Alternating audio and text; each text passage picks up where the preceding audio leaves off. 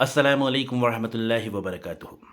अजीज़ दोस्तों, मैं आपका दोस्त इमरान अपने चैनल करीम क्लासेस में आप तमाम ही का खैर मकदम करता हूं और दिल की गहराइयों से इस्तकबाल करता हूं। उम्मीद करता हूं कि आप तमाम ही अपनी जगह खैर वाफियत से होंगे और खुश व खुर्रम ज़िंदगी गुजार रहे होंगे। मेरे अजीज़ दोस्तों, आज की इस वीडियो में मैं आपके लिए लेकर आया हूँ आपकी दरसी किताब गुलिस्तान अदब का जो तीसरी यूनिट है मुख्तसर अफसाना, उसका पहला सबक है लम्हे।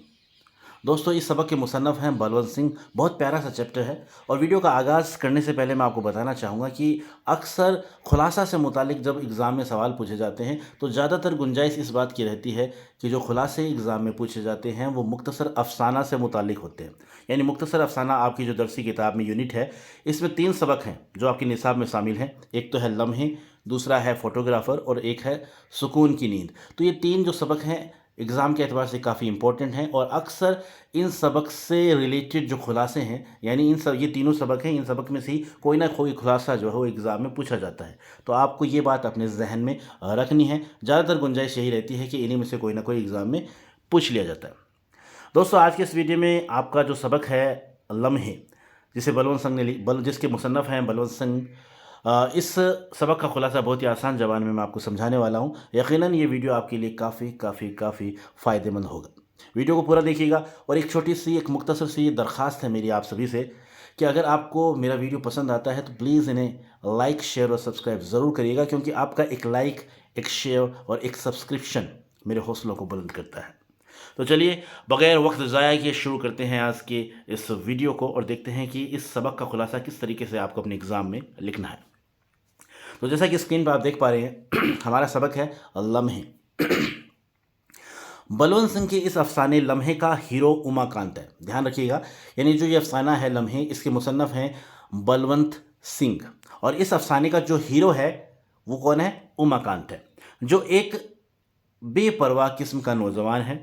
घर वाले उसकी बेकारी से नाखुश हैं और चूंकि उसकी शादी नहीं हुई है इसलिए उसके जहन पर रोमानियत मसलत है।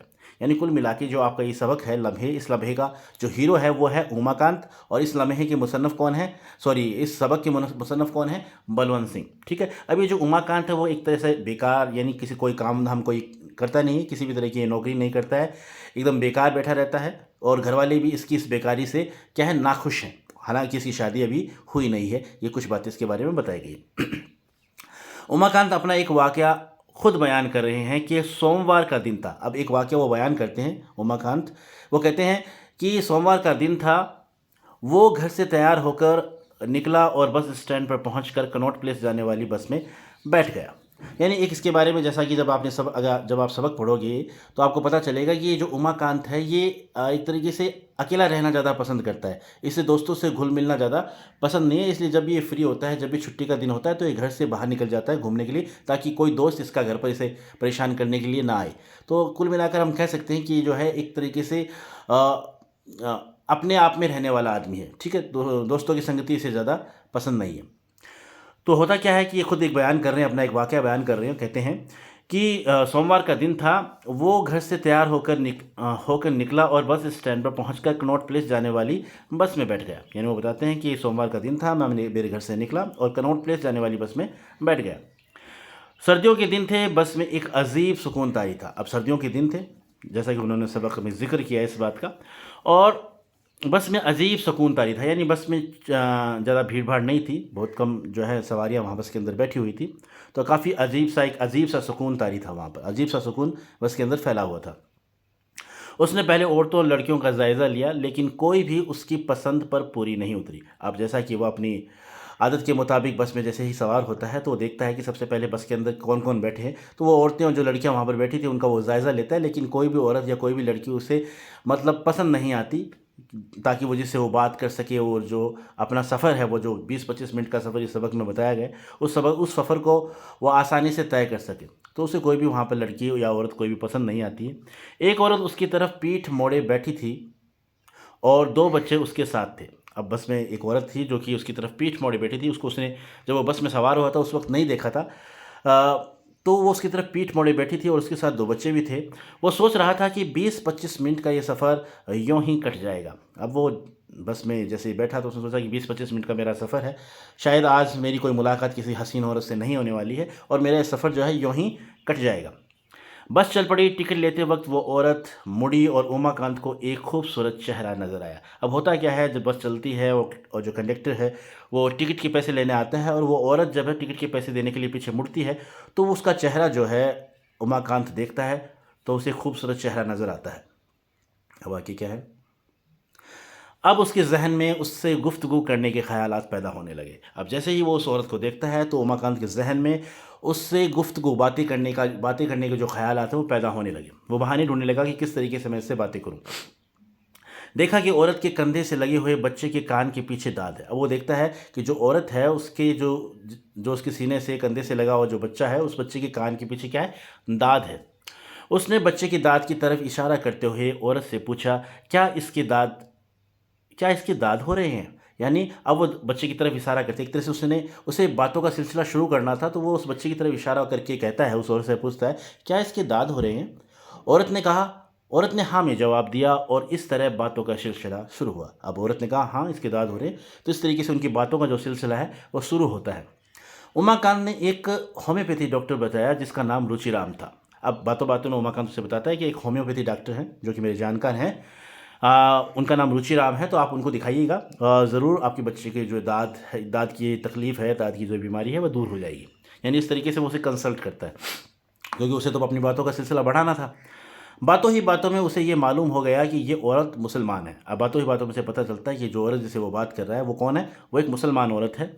जब सफ़र ख़त्म हो गया तो उसने औरत की मदद करनी चाहिए लेकिन औरत ने मना कर दिया। उमाकांत आगे बढ़ गया मगर कुछ दूर जाने के बाद उसने पलट कर देखा तो उसे औरत के पैर में लंगड़ापन नज़र आया। अब जब सफ़र उसका ख़त्म हुआ और वो बस से उतरा तो उसने चाहा कि वो औरत भी बस से उतरी तो उसने चाहा कि इस औरत की मदद की जाए लेकिन औरत ने मना कर दिया। अब वो काफ़ी दूर चला जाता है, फिर वो जब पीछे मुड़कर देखता है तो उसे वो जो औरत है वो लंगड़ाते हुए चलती हुई नज़र आती है। यानी औरत में क्या है, औरत के पैर में उसे लंगड़ापन नज़र आता है। वो सोचने लगा कि ऐसी हसीन औरत और ये ऐब। अब उस हसीन औरत को, उस खूबसूरत औरत को देखकर वो सोचने लगता है कि इतनी हसीन औरत है, इतनी खूबसूरत औरत है और इसमें भी ये ऐब है, यानी लंगड़ेपन का ऐब है। ये बात जानने के लिए वो औरत के करीब पहुंचता है। अब ये बात जानने के लिए वो औरत के पास आता है। जब उमाकांत उसकी टांग के बारे में उससे मालूम करता है कि ये कैसे हुआ तो वो बताती है कि किसी बहादुर ने लाठी घुमाकर मारी थी। यानी जब वो उससे पूछता है उमाकांत कि भाई आपकी टांग कैसे टूट गई, कैसे आप ये लंगड़ापन आप में कैसे आया, तो वो कहती है किसी बहादुर ने जो है वो लाठी घुमाकर मारी थी, उससे जो है मेरा पैर जो है वो लंगड़ा हो गया, यानी मुझ में ये लंगड़ापन आ गया। ये बात वो बताती है, एक मुख्तसर सा जो जिक्र वो करती है। इतने में उस औरत का नौकर आ गया और वो उसके साथ चले गई और बस वो इतनी बातें कर ही रहे थे तभी सामने उसका जो है वो नौकर आ जाता है और वो नौकर उसका सामान उठा लेता है और फिर वो उसके साथ चली जाती है। उमाकांत उसे देखता रहा यहाँ तक कि वो नज़रों से ओझल हो गई और इस तरीके से उनकी आखिरी जो वो नौकर उसको लेने के लिए आता है तो वो उसे जब लेकर जाता है तो उमाकांत उसकी तरफ देखता रहता है और इतनी देर तक देखता रहता है जब तक कि उसकी आंखों से वो ओझल ना हो जाए। गरज ये वाक़या एक किरदार उमाकांत की ज़बानी बयान किया गया और जैसा कि इसका हमारा जो सबक है लम्हे, इसका जो हीरो है उसका नाम भी उमाकांत है और वो उमाकांत जो है वो अपना ही किस्सा, अपना ही वाक़या खुद अपनी ज़बान से ही बयान कर रहे हैं। अफ़साना जो लम्हे है वो किसी बहुत नुमाया वाक़े के बजाय एक दुख भरी एहसास पर मुबनी है, यानी एक तरीके से दुख भरी ये कहानी है।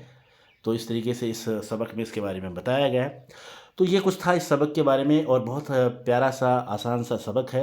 एक दफ़ा आप इसे सुन लेंगे तो अच्छी तरीके से पूरी कहानी आपके जहन में सेट हो जाएगी और ज़्यादातर गुंजाइश बनी रहती है कि एग्ज़ाम में मुख्तसर अफसाना से मुताल्लिक ही खुलासे पूछे जाते हैं। तो 3 सबक हैं आपके निसाब में, ध्यान रखिएगा, अपने जहन में इस बात को रखिएगा। इन तीनों सबक के खुलासे अच्छी तरीके से आप याद करके जाइएगा, यकीनन 3 नंबर आप आसानी से हासिल कर पाएंगे। तो ये कुछ था आज का वीडियो। उम्मीद करता हूँ आपको ये वीडियो पसंद आया होगा। इसी तरीके से मुलाकात होगी नेक्स्ट वीडियो में, तब तक के लिए खुश रहिए, आबाद रहिए, खुदा हाफिज़।